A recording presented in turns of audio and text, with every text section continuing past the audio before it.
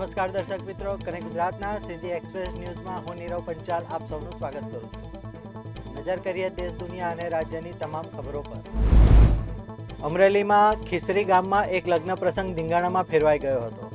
લગ્ન પ્રસંગમાં વર અને કન્યા પક્ષ વચ્ચે મારામારી સર્જાઈ હતી, જેમાં બંને પક્ષે 15 લોકો ઘાયલ થયા હોવાનું જાણવા મળ્યું છે। પોલીસે તાત્કાલિક ઘટના સ્થળે પહોંચીને તપાસ શરૂ કરી હતી। જમણવારમાં રોટલી પીરસવા મુદ્દે વર અને કન્યા પક્ષ વચ્ચે ઉગ્ર બોલાચાલી થઈ હોવાનું કહેવાઈ રહ્યું છે। ગુજરાત પ્રદેશ ભારતીય જનતા પાર્ટીના પ્રદેશ સંગઠનની રચના બાદ હવે જિલ્લા અને મહાનગરોના સંગઠનોને આખરી ઓપ આપવામાં આવી રહ્યો છે। ભાજપ દ્વારા તબક્કાવાર વિવિધ જિલ્લા અને શહેરના સંગઠનોની સત્તાવાર યાદી જાહેર કરવાની શરૂઆત કરવામાં આવી છે।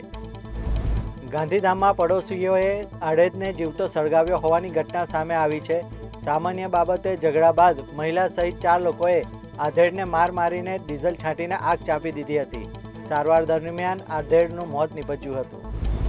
ગીર સોમનાથ જિલ્લાના ઉના તાલુકાના વાસોજ ગામે એક હૃદયદ્રાવક ઘટના સામે આવી છે, જેમાં એક ગર્ભવતી મહિલા અને 3 બાળકીઓની માતાએ પાડોશીઓના ત્રાસને લીધે મોતને વહાલું કર્યું છે।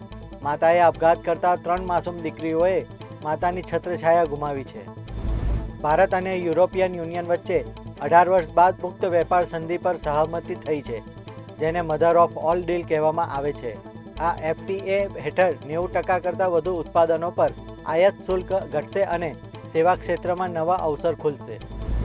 IMDએ 27 જાન્યુઆરી માટે દેશના 13 રાજ્યોમાં ભારે વરસાદ, તોફાની પવન અને શીતલહેરની ચેતવણી આપી છે।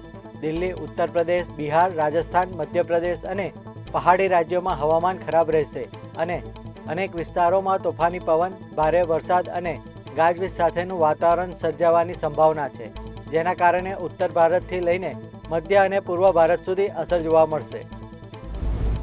જાન્યુઆરીના અંતમાં ઉત્તર ભારતમાં થયેલી ભારે હિમવર્ષાએ પહાડી વિસ્તારોને સ્વર્ગ સમાન બનાવી દીધા છે। જમ્મુ કાશ્મીર, ઉત્તરાખંડ અને હિમાચલ પ્રદેશના હિલ સ્ટેશનો હાઉસફુલ થઈ ગયા છે, પરંતુ રસ્તાઓ પર લાંબા ટ્રાફિક જામ અને બંધ રસ્તાઓને કારણે જનજીવન પ્રભાવિત થયું છે।